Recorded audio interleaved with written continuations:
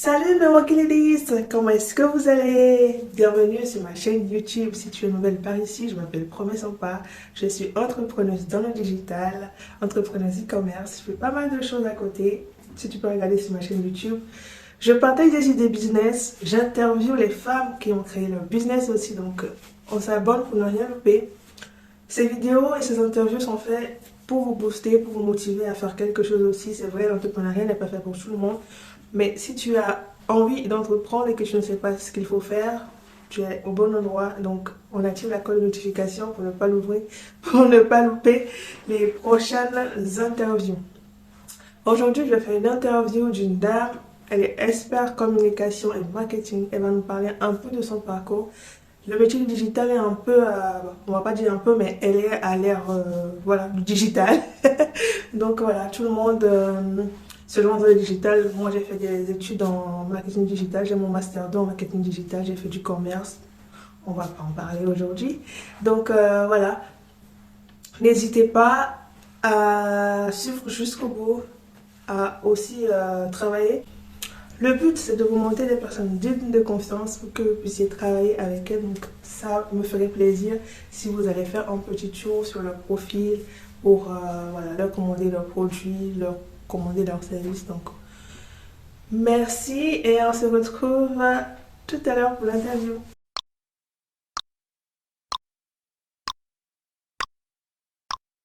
Alors, bonjour à toutes celles qui regardent cette vidéo. Aujourd'hui, je suis avec Elina.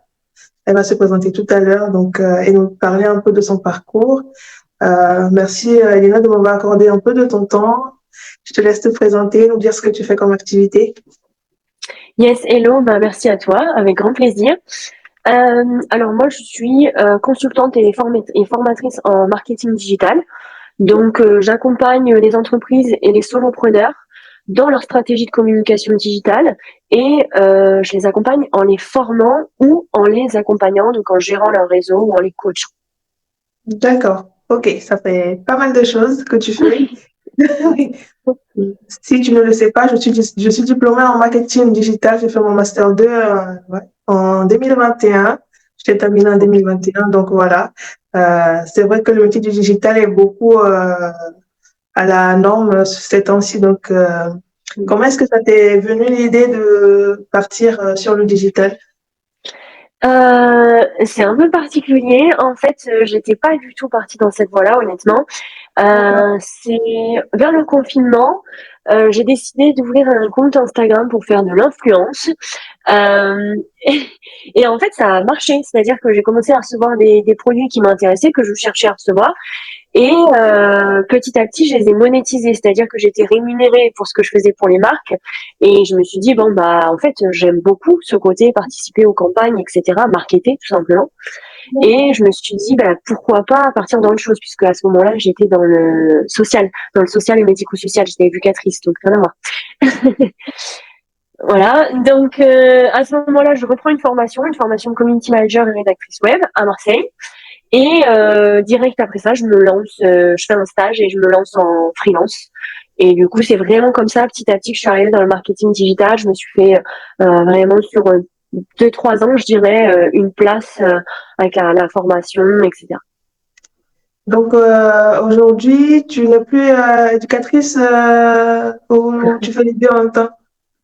Non, non, plus du tout, plus du tout. J'ai arrêté éducatrice euh, au moment du confinement. En fait, le confinement, ça a vraiment été un déclic pour moi parce que éducatrice, c'était un métier que je trouvais très dur, avec une limite de rémunération, des horaires qui me convenaient pas. Enfin, c'était vraiment compliqué. Personnellement, je le vivais pas bien. Donc, j'ai vraiment profité de ça pour faire un switch. Et aujourd'hui, ah non, par contre, je suis 100% sur mon activité. Et heureusement, parce que c'était le but et c'est ce que j'aime faire, en fait. Vraiment, j'ai découvert une passion tardivement, mais je l'ai découvert, donc tant mieux.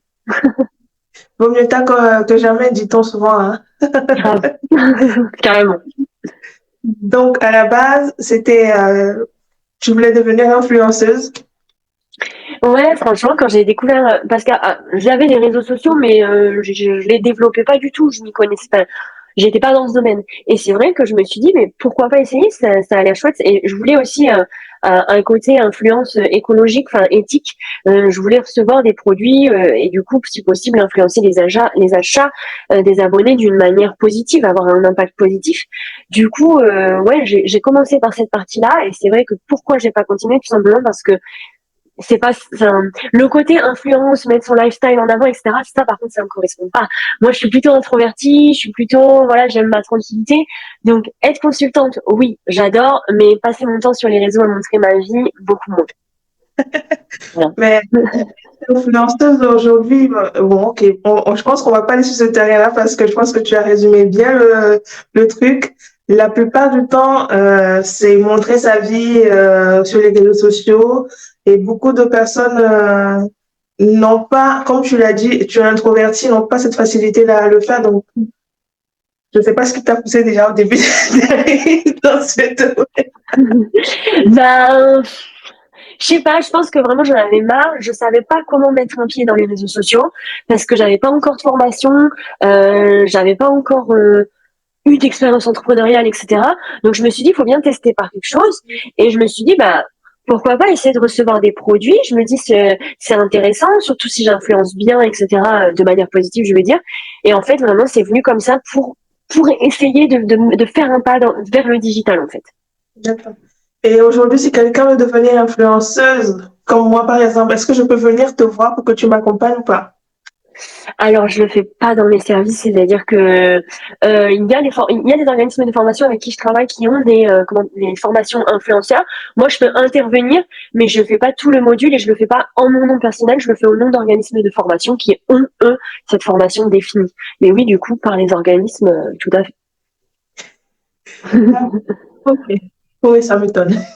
Ça m'étonne parce que je crois qu'on se suit depuis un petit moment, donc je ne te voyais pas du tout dans ce... Ah, plus du tout. Non, ça m'a un peu étonné, mais bon, il faut, comme tu l'as dit, il faut commencer quelque part. Et tu as commencé quelque part et à partir de ça, tu as fait quelque chose d'autre. Donc, c'est déjà bien.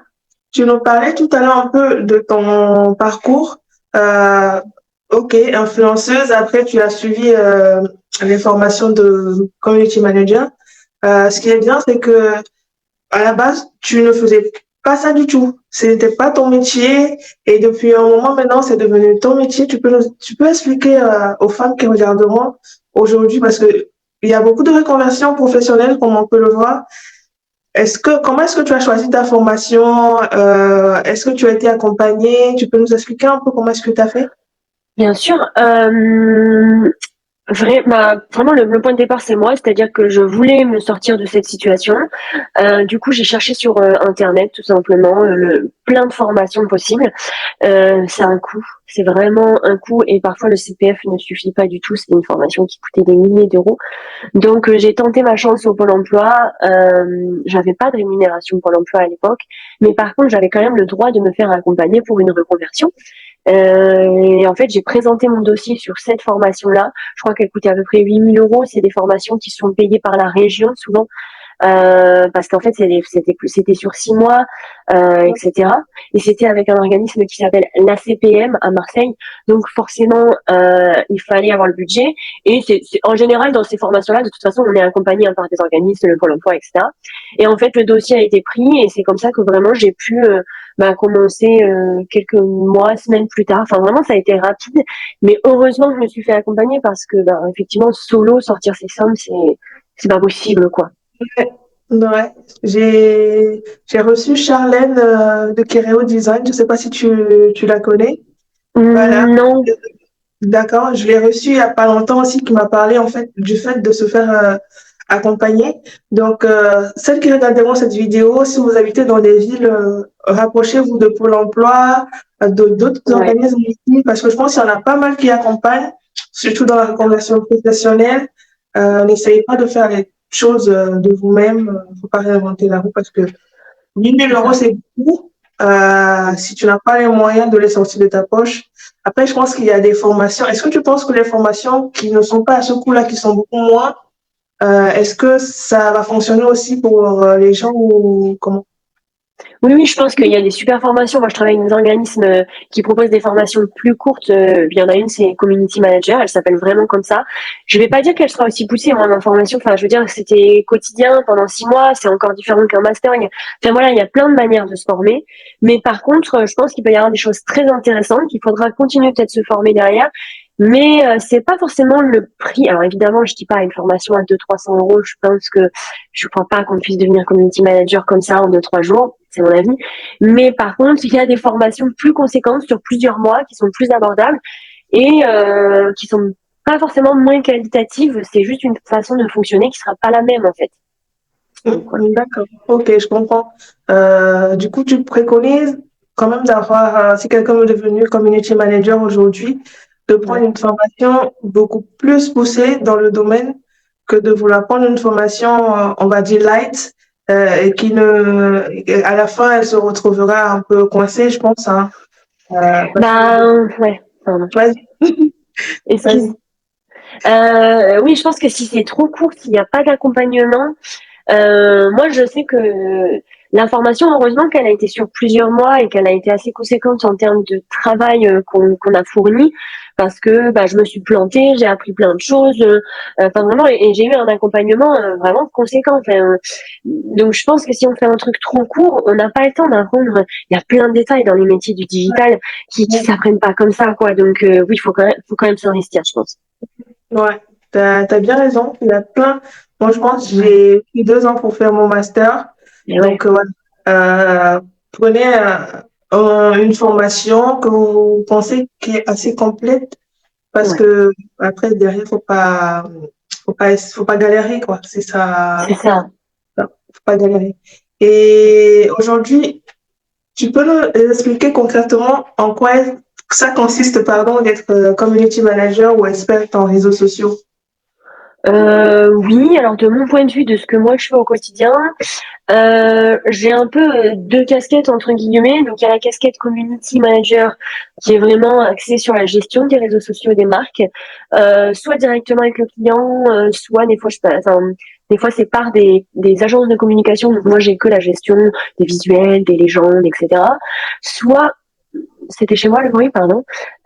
Soit vraiment la partie, alors là c'est plus la partie consultant marketing qui est euh, dans l'accompagnement à la stratégie, dans le plan d'action. Et là, c'est plus une forme d'accompagnement. Contrairement au community management où je gère les réseaux sociaux, on se fait un point, etc.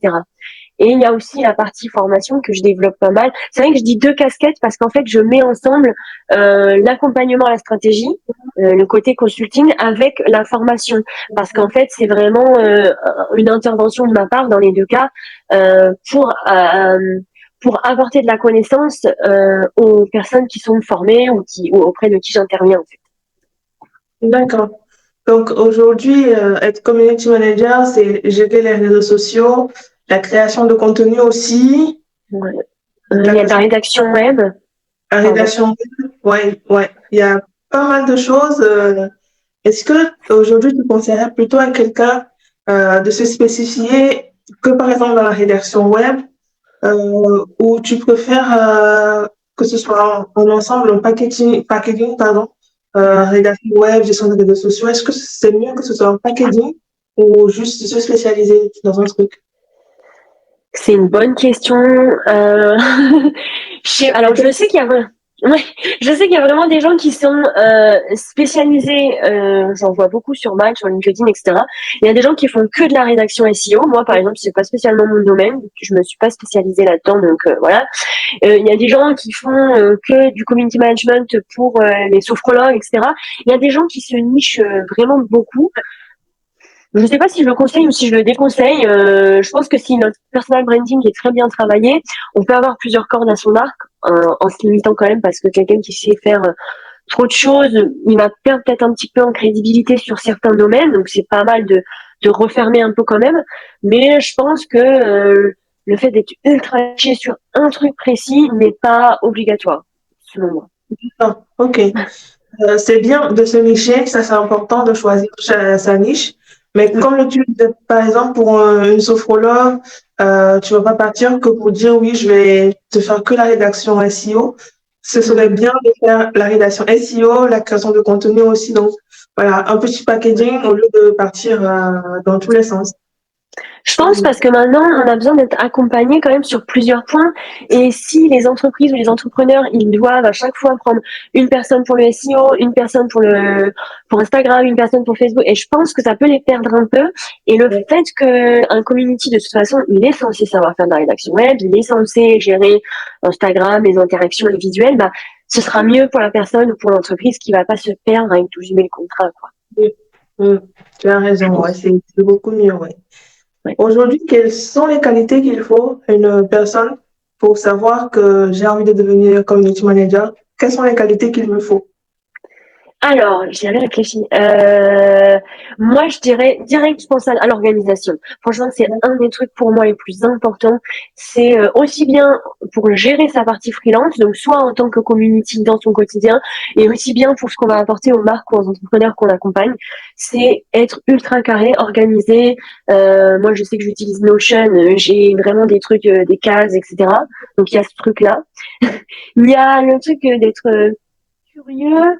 Euh, Ça rejoint un peu le fait d'être en veille permanente, du coup, de toujours être en formation.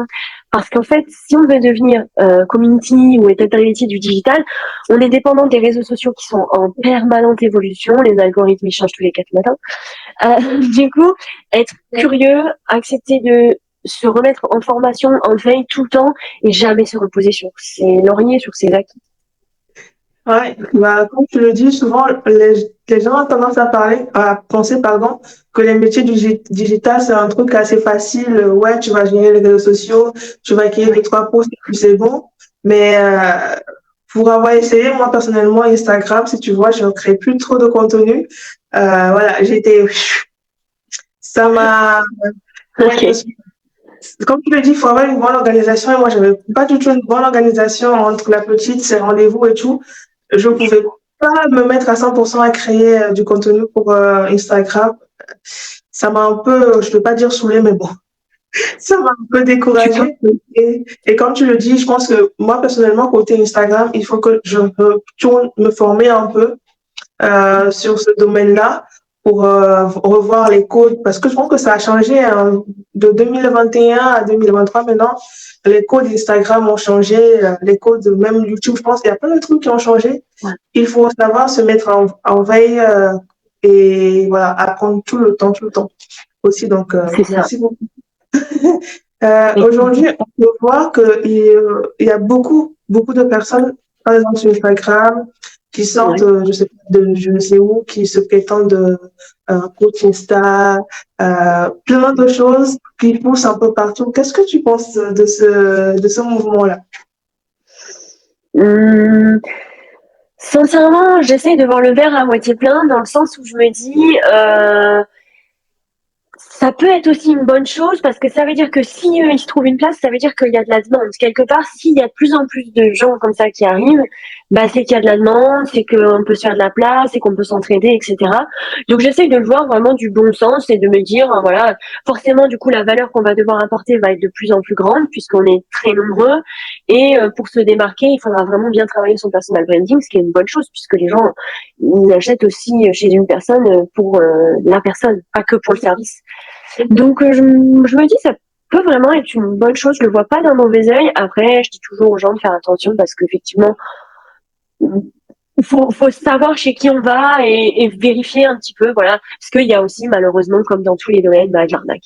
C'est clair. C'est ça. Ouais, je vois, j'ai vu passer un peu entre-temps, il y a beaucoup de gens qui se font arnaquer, que ce soit proposer des services auxquels ils maîtrisent pas la moitié de ce qu'ils font ou de ce qu'ils disent. Donc, essayez de regarder, par exemple, si vous voulez prendre une formation ou un consulting chez quelqu'un, de voir un peu ce que fait la personne Oui, et avant d'aller, parce que oui, moi personnellement, je me sentirais pas à l'aise aujourd'hui de dire que je vais aller coacher 1 million de personnes ou aller à une grande conférence parce que je sais que je ne suis pas encore arrivée là.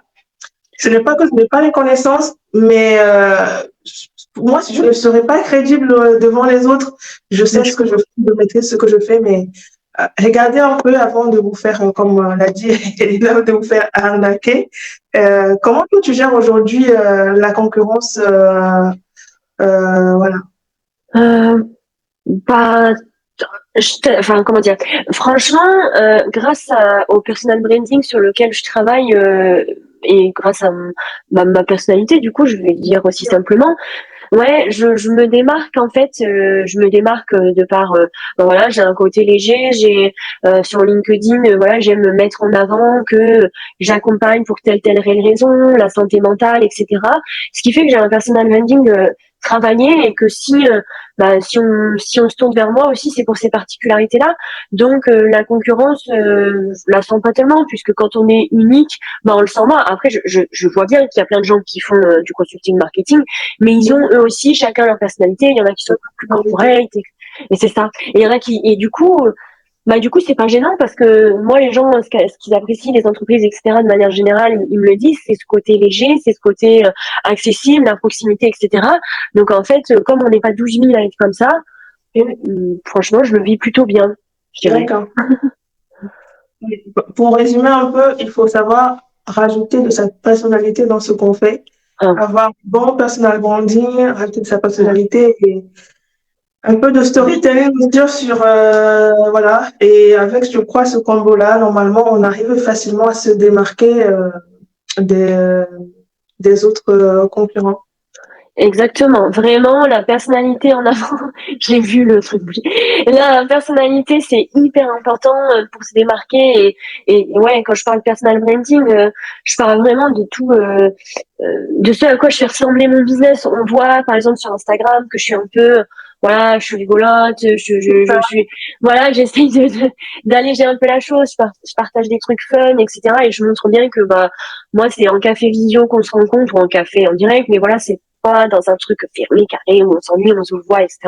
Et en fait, bah, ça fait comment dire, ça fait son effet. Ça fait son effet, ouais, ça fait ça. Ça fait son effet, Ouais, chez tout le monde, je crois, parce que, comme tu l'as dit il n'y a pas longtemps, les gens, ils viennent pour acheter aussi de ta personnalité. Parce, je pense que la plupart du temps, les gens, ils voient ton offre, ils voient ce que tu proposes, mais c'est comment est-ce que tu le présentes, comment est-ce que tu fais qui pousse, en fait, les gens à venir travailler avec toi. Donc, voilà. Mettez-y de votre complètement. personnalité. À part faire les consultings sur les réseaux sociaux et tout, est-ce que tu fais autre chose à côté? Je vais faire quelque chose dans quelques jours. C'est un projet, je ne peux pas dire comment. Oh, je t'écoute, désolée. Pardon, j'ai cru que tu avais dit un truc. C'est un projet, je peux pas dire le nom, je peux pas dire ce qu'il en est parce que bah, la signature elle est très prochaine. Mais oui, du coup, je vais être à cheval sur deux projets et c'est toujours de l'indépendant, de l'entrepreneuriat. C'est plus cette fois de la vente, etc. Mais oui, parce que c'est important de diversifier selon moi ses sources de revenus, ses canaux d'acquisition, on va dire. Les deux, c'est deux choses différentes, mais ouais, je pense que c'est important. D'accord, ok. Donc ça va venir dans les prochains jours, je crois. Je reste à Mm. l'affût pour regarder ce que c'est. Pour voir si c'est- Ouais, j'ai trop hâte d'en parler. Vraiment, c'est un sacré truc. Donc, ouais, ouais, c'est. Mais par contre, ouais, je pense que avoir plusieurs sources de revenus. Alors, je dis pas plusieurs, mais en vrai, voilà, une activité principale, peut-être une activité à Ouais, côté, etc. Je pense que c'est pas une mauvaise idée. Faut pas de voir mauvaise en termes, ouais, en termes de gestion, faut voir, mais ça peut être rassurant, ça peut faire du bien dans l'entrepreneuriat d'avoir, voilà, une, deux sources de revenus, ça peut être pas mal, ouais. Ouais, je pense que c'est mieux aussi ainsi parce que, comme on le dit souvent, on met pas tous ses œufs dans un même panier. Si ça se Grave.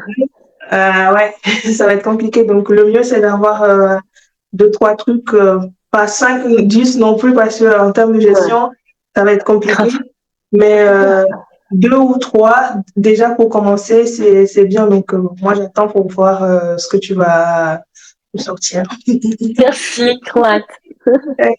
Et à part ça, est-ce que tu as d'autres projets pour le futur ou qu'est-ce qui va se passer? Tu nous dis un peu.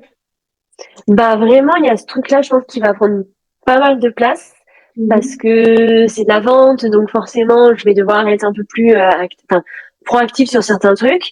Après, moi, vraiment, je veux vraiment développer la partie formation. J'adore ça, former les gens. Je le fais de plus en plus ces derniers mois et voilà, je suis en lien avec pas mal d'organismes de formation pour intervenir là, etc. Et c'est quelque chose que je cherche à développer. Vraiment, je le garde en tête et j'adore gérer les réseaux sociaux, j'adore coacher, mais former, intervenir à des sièges sociaux, former des grands groupes, etc. C'est hyper. Je pense que c'est ce qui me fait vibrer le plus, donc c'est ce que je vais essayer de développer encore et encore. D'accord. Et tu penses que est-ce que c'est plus accessible si quelqu'un aujourd'hui qui est community manager, qui veut par exemple intervenir dans les grands groupes comme public, est-ce que tu penses que c'est plus accessible ou comment est-ce que toi tu as fait pour tu es parti démarcher, tu as fait comment? Yes, en fait, alors la première, en fait, ça m'est un peu tombé dessus aussi. Je voulais le faire, mais c'est vrai que je me lance, je sais plus, c'était en novembre 2021. J'ouvre ma micro et sur LinkedIn, j'ai dû mettre un truc genre j'ouvre mon entreprise Aina. Et en fait, j'ai un organisme de formation qui me contacte et qui me dit on a une formation semaine prochaine LinkedIn.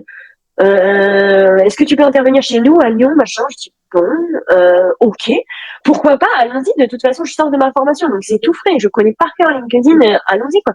Je prépare mon PowerPoint, j'interviens et là je me dis bah ok, c'est bon, j'adore ça. Et en fait, eux, ils m'ont redonné des missions. Moi après, toujours par souci de sécurité, comme tu disais tout à l'heure, ne pas mettre les œufs dans le même panier. Donc j'ai été chercher d'autres organismes et en fait, petit à petit, du coup, j'avais un organisme qui m'appelait là, un autre là. Et c'est comme ça que ça s'est développé. Mais oui, je pense que c'est tout à fait accessible. Après, je pense que ce qui m'a aidé à être formatrice, c'est que je viens d'un domaine dans le social, médico-social. Quand j'étais éducatrice, enfin quand même, on a ce côté formation, on a ce côté pédagogique qui est très travaillé pendant nos études. Enfin, du coup, je pense que j'ai peut-être eu ce petit coup de main, mais après, au pire, une petite formation de formateur. Enfin, il y a toujours moyen de faire ce qu'on a envie de faire. Et si on aime, on y sera franchement que doué, je pense. D'accord, ouais, je pense que ouais, il ne faut pas attendre aussi. Par contre, tu as eu, on va dire peut-être pas de la chance, Une mais Si, ton, ouais, un on petit va peu de pas, chance quand même. on va pas dire que c'est de la chance parce que tu as travaillé pour arriver là. Donc voilà, faut pas attendre que ça tombe cuit du ciel. Donc tu as contacté derrière d'autres organismes de formation. Donc voilà, essayer de ne pas rester passif, de faire quelque chose aussi. Donc c'est déjà ça. Si tu as trois conseils à donner aux femmes aujourd'hui en termes d'entrepreneuriat, ça va être lesquels? Le premier conseil, tout à l'heure j'ai parlé d'organisation, mais là c'est pas tellement ça. C'est vrai. Alors, il y a le mot proactif qui est pas mal revenu, mais la proactivité, ça veut tout rien dire. Bon, toujours continuer. Bah, il est beaucoup utilisé, mais il me saoule un peu ce mot. Je dirais voilà, de rester toujours en veille, de toujours se former, etc. Mais après, si je parle en termes d'empowerment, de femmes qui se lancent, etc., c'est littéralement de croire en ce qu'elles font, c'est-à-dire que ne pas attendre que tout soit parfait. Ça, c'est une bêtise que je vois partout, c'est qu'en fait, les femmes particulièrement, parce qu'on ne pousse pas beaucoup à entreprendre, on reste dans une société, voilà. Mais du coup, je leur dirais, attendez pas que tout soit parfait. Dépensez pas des milliers d'euros dans un site, dépensez pas des milliers d'euros dans des réseaux parfaits, dans des trucs machin. Euh, Réfléchissez plutôt où est-ce qu'elle est votre cible, à qui vous allez pouvoir vendre, et est-ce que ces gens-là, ils ont comment ils vont vous donner leur argent, comment ils vont vous faire confiance en fait. Ça, c'est des choses à travailler avant de se lancer, mais le perfectionnisme, on s'en fout. La page, elle est pas, la page Instagram, elle est brouillon, c'est pas grave. Le site internet, il est fini, c'est pas grave. Lancez-vous les filles, faites ça bien avec un plan d'action et vous allez tout exploser. Enfin, faut croire en soi, quoi. Grave. Je pense que tu as tout résumé. Tu as tout résumé. Parce que, ouais, le professionnalisme, ça tue Ouais, et ça te grave. fait perdre du temps. Ça te fait Grave. perdre du temps, mais grave. Tu vas te dire, je discutais avec une copine la dernière fois qui elle s'est lancée, elle fait les ongles. Ben, je lui ai dit, Ouais. mais prends des photos, mais sur tes réseaux sociaux. Elle m'a dit, oui, mais c'est pas joli. Je lui ai dit, mais on s'en fout que ce soit joli, les photos. Il faut que les gens regardent au moins ce que tu fais. Parce que si les gens, ils voient pas ce que tu fais sur les réseaux sociaux, comment est-ce que tu veux savoir ils vont pas savoir que tu fais quelque chose. Aujourd'hui, c'est pas joli. Au fur et à mesure que tu prendras les photos, C'est ça. ça va s'améliorer. Donc, n'attends pas que ça soit parfait. Ça ne sera jamais. Et même quand tu arriveras au moment où tu prendras bien les photos, tu trouveras toujours que ce n'est pas parfait pour toi. Donc, voilà.